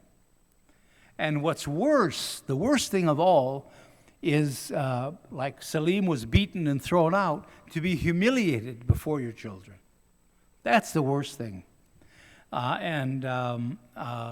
For kids to see their parents humiliated is really one of the hardest. It's probably more difficult than the demolition itself. So and the men sometimes begin to withdraw from the family. You know, what do? You have to move into the home of some relative, either your parents' home or one of your brother's homes. Well, now you're not moving in for the weekend. You've got 7 kids, and you're moving in, and they don't have a very big house. I mean, they're in the same situation. So now you're moving into your brother-in-law's house if you're a woman, you know, into the husband's brother or his husband's parents' home, and that's hard. And so the men are under pressure from their wives to get them a home. They have to get their own space. The men can't do it. They don't have the money. They can't rebuild, and so it creates, to be absolutely honest, it creates a lot of domestic violence. I mean, this doesn't stay on that political, this is obviously affecting the family itself. For women, it's a double tragedy. Palestinian women, for the most part, don't work outside the home. The home is their domestic space. That's their sphere.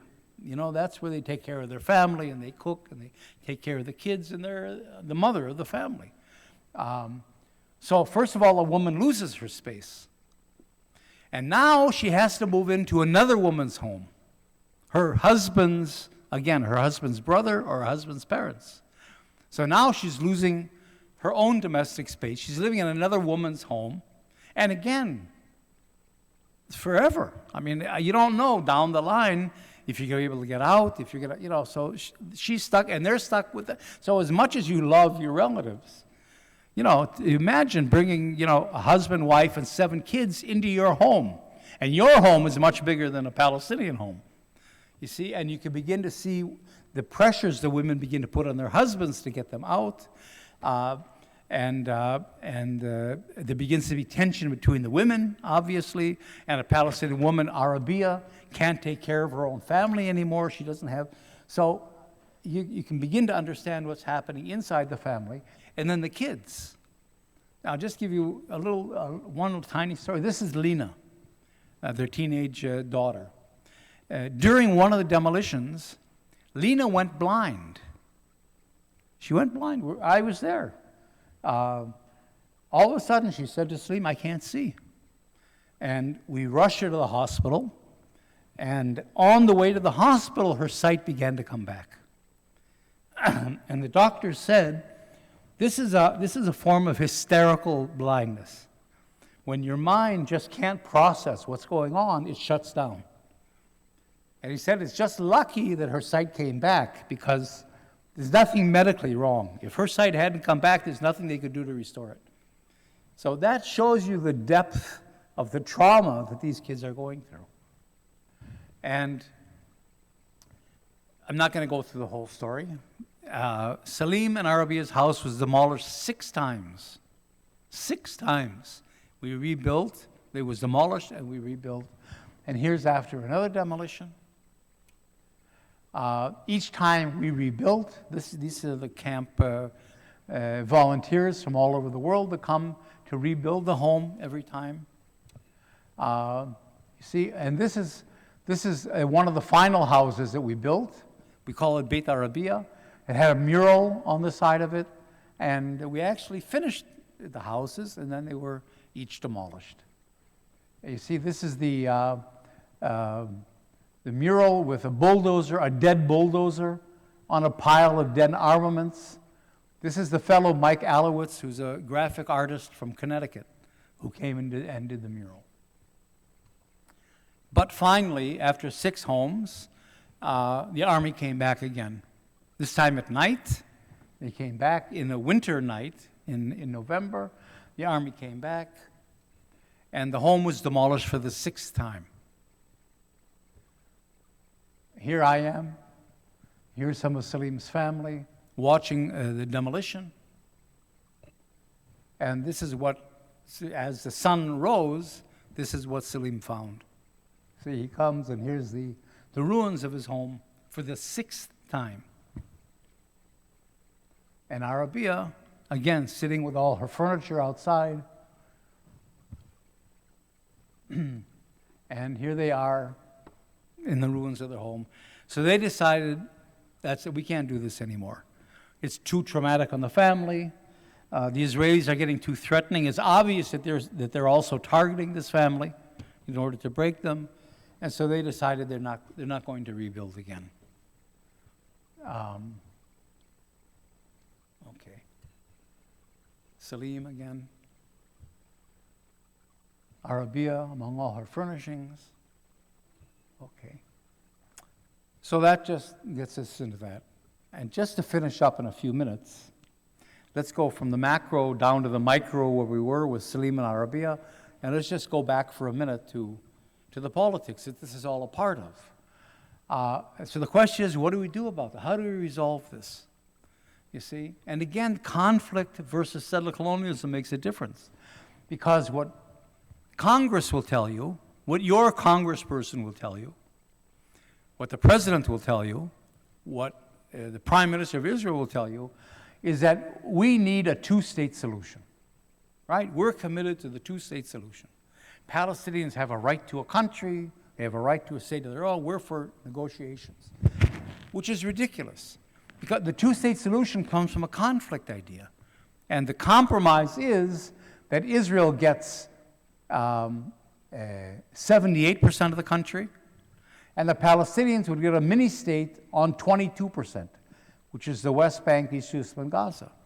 Well, that's not going to happen, because the United States and other countries have never, ever limited Israeli building or house demolitions in the West Bank or Gaza. So now what we call the West Bank now has 800,000 Israeli settlers living in it, in cities. I mean, there's settlement cities. So obviously, this isn't the cards. So when Biden or anybody talks about the two-state solution, this is just a mouthing of a kind of a conflict management thing. We're covered because we're for Palestinian rights and we're for peace and we want Israelis to compromise. But de facto, Israel has a green light to go ahead with settlement and annexation. And we all know that the two-state solution not only is gone, but it never was. Again, if we go back to the settler colonial idea, the very purpose of Zionism was to take over and Judaize the entire country. The entire country is claimed by Zionism, by Israel. So the idea is that once we've conquered it and we've made it all Israel, that now we're going to go back and give the heartland of our country to Arabs? It's silly, it's ridiculous, and it's not going to happen. But nevertheless, that shows the gap between policy statements and the actual political realities. We're all winking the eyes and giving an okay to colonialism and to occupation and to house demolitions and oppression and everything else, but winking and saying, yeah, but we really are committed to the two-state idea. So, from a settler colonial point of view, there's three possible options, only one of which I think is really possible. One is you can say to yourself, well, okay, what do the Israelis want? Because the Israeli government itself says, no, we don't want a two-state solution. I mean, that's the policy of the Israeli government. So what do they want? They want apartheid. Apartheid in actually the South African sense, where we have 85% of the country, we control the entire country, and the Palestinians are locked into Bantustans, as we used to call them in South Africa, on the other 15% of the land. We're citizens, they're not citizens, and that's the status quo. Israel won't call it apartheid, obviously, but that's really what we want. And that's the only solution from a settler colonial point of view, because if you want the whole country as a Jewish state, but the majority of the population are Arabs, what do? The only way you can take the land and make the country yours without expelling, and you can't expel 5 million Palestinians, is to separate them and make them second-class citizens, if citizens at all, and confine them to these areas. So apartheid is the only possible outcome for a settler colonial regime. Well, hopefully that's unacceptable to all of us. I can't imagine being in a church and saying apartheid is okay. So then what? What do the Palestinians want?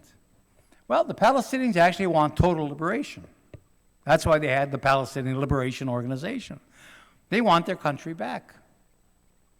Now, what does that mean for the Jews? Well, if it's Algeria, getting the country back means the French leave. They'd like the Israelis to go back to wherever they came from. That's not going to happen. So this is more like South Africa, where whatever's going to happen, the Israeli population is going to stay, just like the whites in South Africa. They're too powerful, they're too many, and they're too embedded to throw out of the country. That's not going to happen. So the Palestinian ideal of liberating Palestine and making it Palestinian again, where Israelis either leave or they become a religious minority, is not going to happen. That's a bullet the Palestinians are going to have to bite. So the only thing that's left, and this is our plan, and I work with, ICAD is a part of a Palestinian-led organization called the One Democratic State Campaign, and that is one democratic state. And I was to take the entire country and say, equal citizenship for everyone. No matter who Israelis stay, nobody's throwing anybody out. Equal citizenship for everyone living in this country. We have a 10-point program. And I'm just going to share with you in, I promise, 5 minutes, and I'll shut up, 4 of the points, okay? One of the points is equal citizenship for everybody. Okay, George, you want the next slide? Equal citizenship already dismantles a lot of the Israeli settler colonialism, because this whole country, whether it's Israel or Israel plus the West Bank and Gaza, are built on this kind of a base. This is what a Jewish democracy means. It means whatever your life, personally, your personal life and your rights are defined by what nationality you are and what religion you are. You see? Whether you can have citizenship or not depends on whether you're Jewish or Palestinian. Whether you can have a house or not. Whether you can live on certain lands or not. Whether you can leave and enter the country. Whether you can have a driver's license. Whether you can have a job. Everything, every little detail of your life is determined not by you, but by what national group you come from, what ethnic group you come from, what religious group you're from. With obviously Jews on top, because it's a Jewish democracy, and Biden and everyone, Trump, everyone else from both parties will tell you, we are committed to Israel as a Jewish state. And they're not thinking, wait a minute, if we're talking about a white democracy in the United States, that would obviously be unacceptable. Not to everybody, but in general, that's unacceptable because we understand that democracy means equal rights for everyone, and it's a struggle. But that's what we mean by democracy. We don't mean a white democracy or a Protestant democracy, or a Jewish democracy. So that the whole idea that we support Israel as a Jewish state goes absolutely against the core, I think, of American principles. And here you've got the presidents, talking about this. So Jews on top, Arabs, because we don't use the word Palestinian, because that gives too much legitimacy to a national group that we deny exists. So we talk about Arabs. And then there's other populations as well, African asylum seekers and others. By giving equal citizenship to everybody, we break this apart. And we create one state in which everybody has equal rights. The second principle is that the refugees return. Refugees and their descendants have the right to return to the country, and that's crucial for Palestinians. The third principle, basic principle of our plan, is that we create a civil state. I'm not going to get into all this now, it's too late. But we understand that there are Israeli Jews see themselves as a national group, not just as a bunch of, this isn't Kansas. We're not just a bunch of individual citizens running around. There are two national groups, Israeli Jews and Palestinian Arabs. So we have to give space to that national identity, but we also have to control it. Because the problem with national identities is that they want hegemony. The Palestinians want this to be a Palestinian state. And the Israelis obviously want this to be a Jewish state. So they're at each other's throats all the time. So if we create one state that's binational, we give this state to these two hostile, competing national groups, it's a recipe for civil war. Whatever we think about peace, that's going to be followed by a civil war. So what's crucial here is to create a new state, a new civil identity that's neutral. I mean, we have it here as Americans. Being American is defined by your citizenship. I don't care what national you are from, if you're a Native American or an indigenous person. I don't care what racial group you're from. I don't care what religion you're from. If I say to you, who are you, in a sense, you pull out your passport. And your passport says, I'm an American. That's what we're trying to achieve. You can be Palestinian, Israeli, Muslim, Jewish, Christian, whatever you want to be. But in terms of your rights and who the country belongs to, it belongs to everybody. And that's where we need a new country that's not Palestinian, that's more inclusive. And we don't have a name for it even yet, because there's nothing shared today. But this new country will have to emerge in which you can keep your national and religious identities, but they don't define your life. Your life is defined by the country and not by what group you come from. And the fourth and final principle that I'll talk about is that then gives rise to a new civil society. In other words, especially among young people move on. So this gives them a chance. I'm not trapped that I have to be a Palestinian. And then the other citizens in my country that I'm living with are Israeli Jews, and we have to be separated forever. No. We want to work together. We want to live together. The economy will be doing well. We want everybody, so that there'll be that willingness on the part of some people at the beginning to really come together and begin to build a shared life together. And that has to be a possibility. And that's why you need this third identity, the civil identity, to emerge. And that will allow a new society to eventually become the majority of the society. That's sort of the vision. Now, I'll leave you with just one little example of how this could work, a new joint society emerging, which is really our vision. You think about what they call football, which is not Tom Brady in most of the world.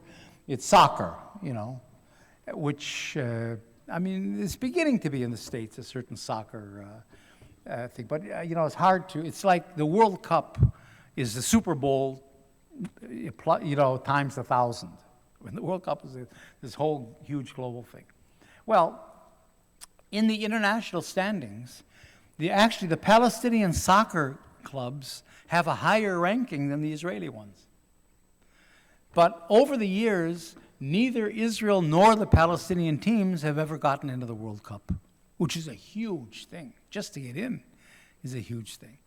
So imagine now we have our one state, right?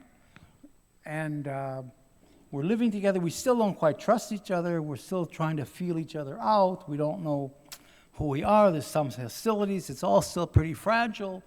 Who are we together, beyond being Palestinians and Israelis? And boom, our combined national team now gets into the World Cup. Whoa. Now it's our team. See, now there's an our that didn't exist before. There's nothing to shared between Israelis and Palestinians except conflict. Now it's our team. We are in the World Cup, which is a huge thing. And now we're cheering for who are we cheering for? We're not cheering for the Palestinian players or the Israeli, we're cheering for our team. That's a perfect example of how this new shared civil identity can emerge from this. And that's really what our plan tries to, that's really the basis of peace. The fact that we're actually living together and we begin to have a shared life together and so on. So, I think I talked too long by far, but really I tried to sort of lay out, this is a crucial conflict, United States is very involved with. It really touches on the values we talked about. It's a human issue as well. And so I wanted to just set it out, and it takes more time than maybe I should have taken, but I hope it's okay.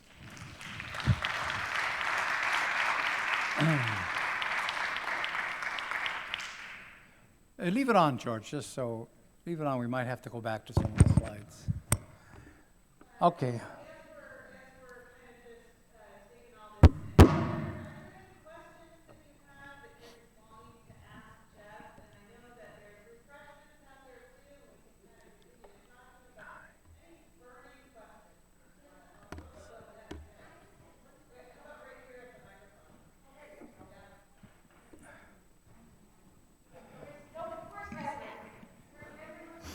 How are you and your group accepted? When you're rebuilding, I would think I would be afraid for your life and how you are treated. By Israelis. Yes, exactly. We're invisible. I mean, for Israelis, they're all, whether you're on the left or the right, or religious or secular, whoever you are, you're within this box. I mean, the box is defined, what everybody agrees on in Israel is that Israel should be a Jewish state. A Jewish democracy or not democracy. The Jewish part, everybody shares. So if you have people like us, Israelis, that come up and say, no, we agree with Balad. This should be a state of equal rights for everyone. Doesn't belong to any particular group. You can have your identity if you want, but it doesn't belong to any particular. Israelis have no idea what in the hell you're talking about. I mean, it's so embedded, the idea that Israel should be Jewish, that they're not hostile to you even. They just dismiss you. I mean, you're not on the TV, your opinions aren't in the newspaper columns, you're not a part of the conversation. They simply, and people have asked me, could I give this talk in Tel Aviv? And the answer is yes, I could. But nobody would come. This is absolutely inconceivable for Israelis. I mean, this is the moon. And that's how far we are from bringing Israelis into this process.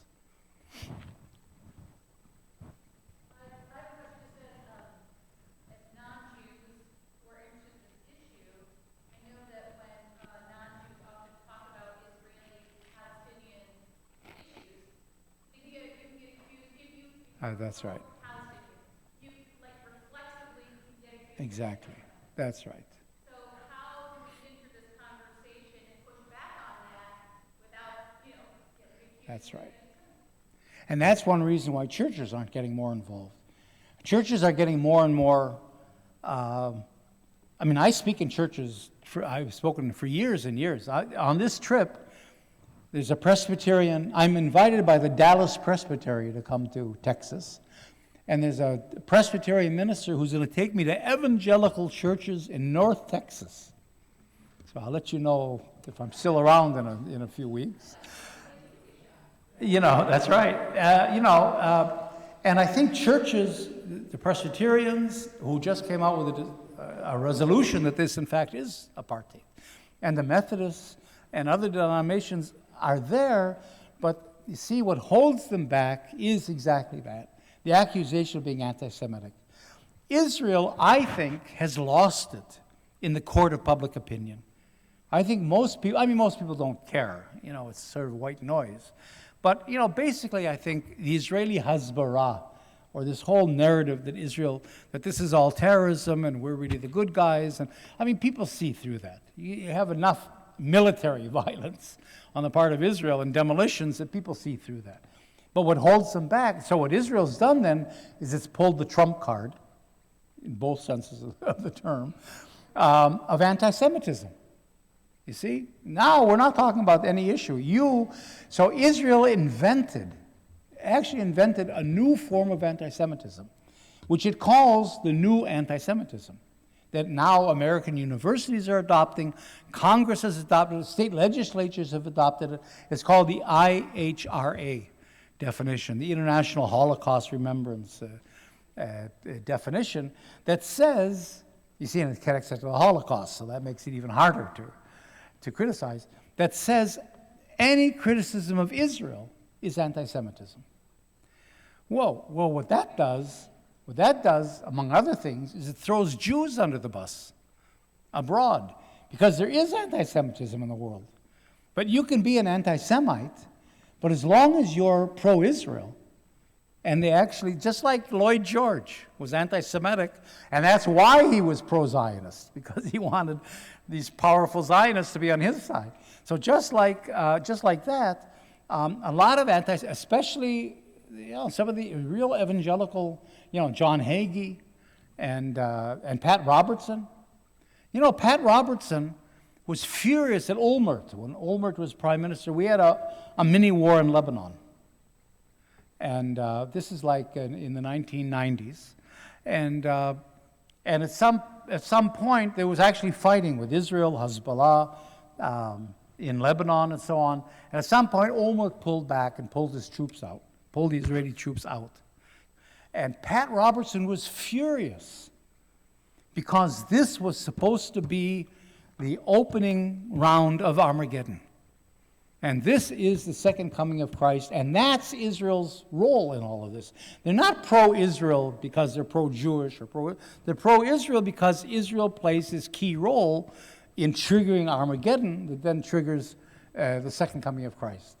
So you can see how anti-Semitism becomes being pro-Israel. So Israel is saying you can be anti-Semitic. That's fine as long as you're pro-Israel.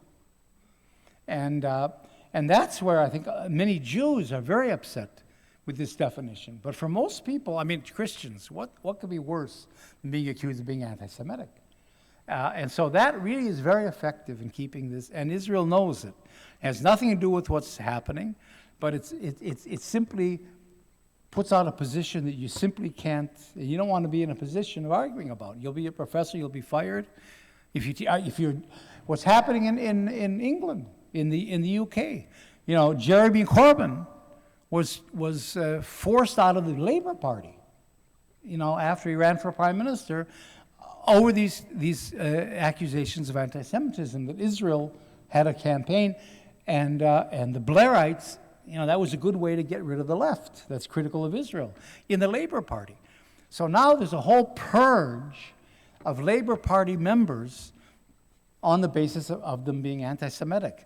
And 80% of the Labour Party members who are expelled are Jewish, because they're the only ones that feel free to criticize Israel. So they're being accused, the Jews are being accused of being anti-Semitic.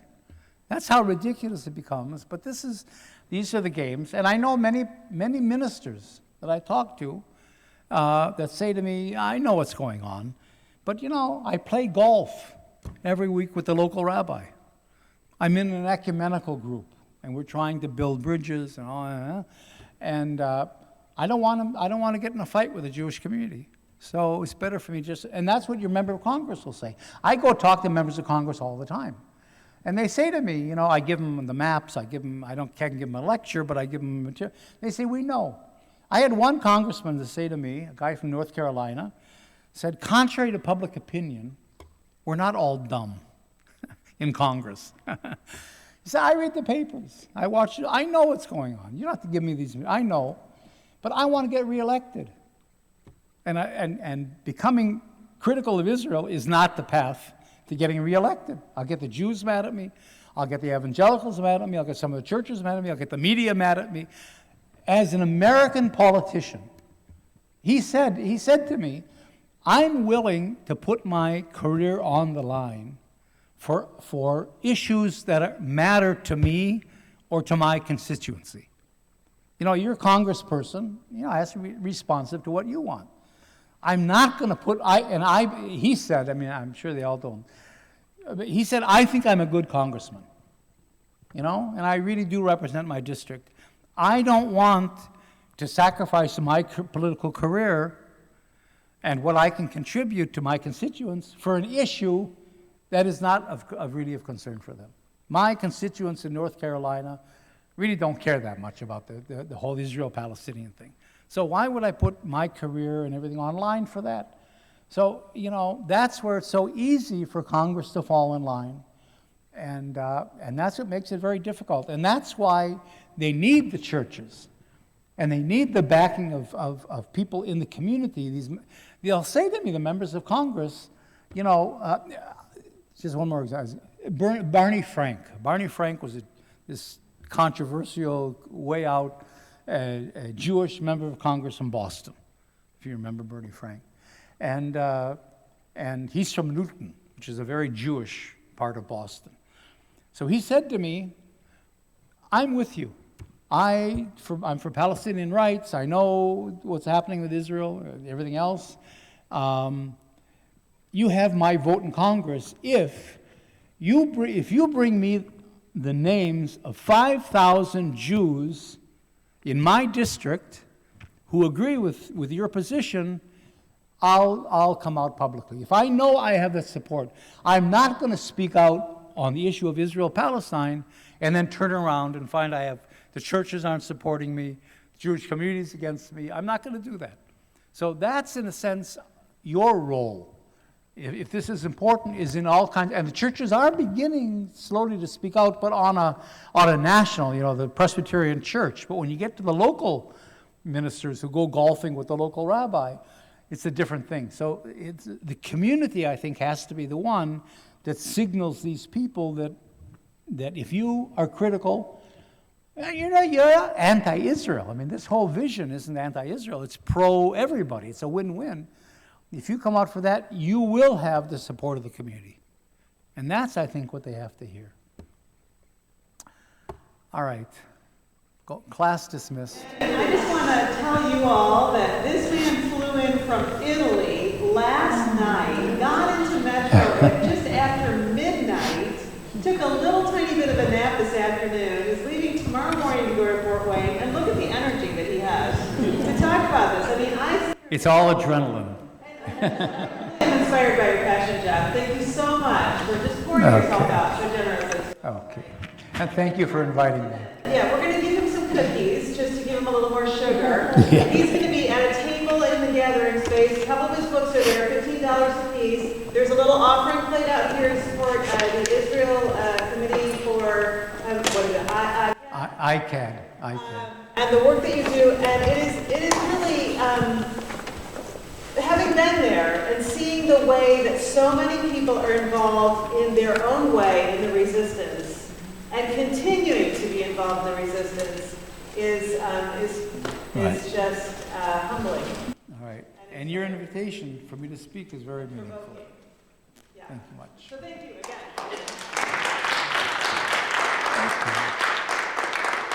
Go home.